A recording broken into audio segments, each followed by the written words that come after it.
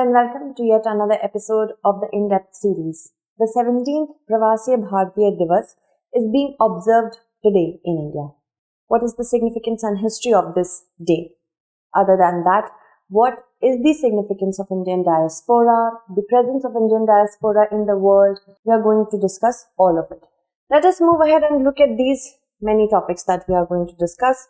The 9th of January annually is observed as the Pravasi Bhartiya Diwas. On this day only, in 1915, the greatest Pravasi of India, Mahatma Gandhi, returned from South Africa and then led the national movement. Now this day was created to be observed every year in 2003. It was revised in the year 2015. The 17th Pravasi Bhartiya Diwas is being celebrated today, and the theme is Diaspora, Reliable Partners for India's Progress in 𝐈𝐀𝐒 𝐏𝐫𝐞𝐥𝐢. Now, the Prime Minister of India has addressed the Pravasis to be Rashtraduts. So remember that. Alright, and every year Indian government observes PBD by holding a convention. Through this convention and other parallel events, it is possible for the Pravasis to engage with the natives, the government and each other. And it is celebrated with the help of Ministry of External Affairs in collaboration with Confederation of Indian Industries, CII. Alright. Moving ahead, the significance is that overseas Indian community, it gets a shared platform for themselves to engage with the government and the natives. This platform is very useful in networking and bringing awareness to people in India and across the world about the significance of this day and how we can gauge the potential of Indians and the outreach of Indians or NRIs in the world to ensure that projects such as Make in India and other many important projects that India has launched to become a success.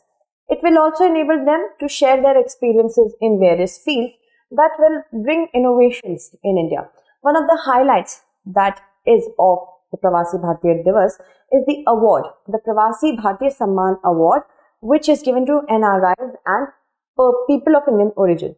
It is given to those who have significantly contributed to their respective fields and also promoted India's interest abroad. So it was institutionalized in 2003. This award is given in the field of education, science and tech, arts and culture, social work, public service, trade and industry and philanthropy. So if it is asked in your examination, do ensure that you know all this. Then let's talk about Indian diaspora and the world. According to the recent report, International Migration 2020 highlights by the Population Division of the UN Department of Economic and Social Affairs, India has the largest diaspora population in the world. In 2020, there were 18 million people living abroad. The highest percent or the highest number of people who are living abroad from India is in the UAE, followed by US and then Saudi Arabia. Then other countries include Mexico and Russia, China and even Syria. Then between 2000 and 2020, according to the report, the size of the migrant population abroad grew. And in that, India experienced the largest gain. Okay, that was nearly 10 million. Specifically in countries such as Syria, Venezuela, China and the Philippines as well. Now, according to the Prime Minister of India, currently, diaspora is an asset rather than a liability. India's intellectual power beyond borders is brain gain and not brain drain. Brain drain theory is like if the people who have studied here, who are of great intellect, they choose not to provide their services and their intellect in India but abroad. It is a negative concept like brain drain. People are going away from India providing their services abroad. But according to the Prime Minister, it is brain gain. We are increasing our outreach and showing our intellectual prowess to the world. That see, Indians can even excel not only in the national level, but of course international level as well. So it brought in 2021 in the form of remittance $87 billion, and the largest percentage comes from the Gulf countries. And in other words, Indians contribute 13% of the global remittance, and the remittance sent by Indians back to India amount to approximately 3.2% of the Indian GDP. Their contribution to the country of residence is also noteworthy, what they are contributing in other countries. So, for example, the Indian diaspora in UK is almost 1.8% of the total population, yet they contribute 6%, almost 6% of the GDP of the UK. There is also a lot of potential if we talk about the recent potential. First of all, we have Atmanirbhar Bharat, being self-reliant. So it is Indian diaspora is well poised to contribute towards global supply chain. Why to depend on the supply chain of other origin people? Why not ensure that people of Indian origin or Indian diaspora is a part of that supply chain so that India can become self-reliant. Also, the outflow of the Indian diaspora has positively transformed the perception of the world towards India.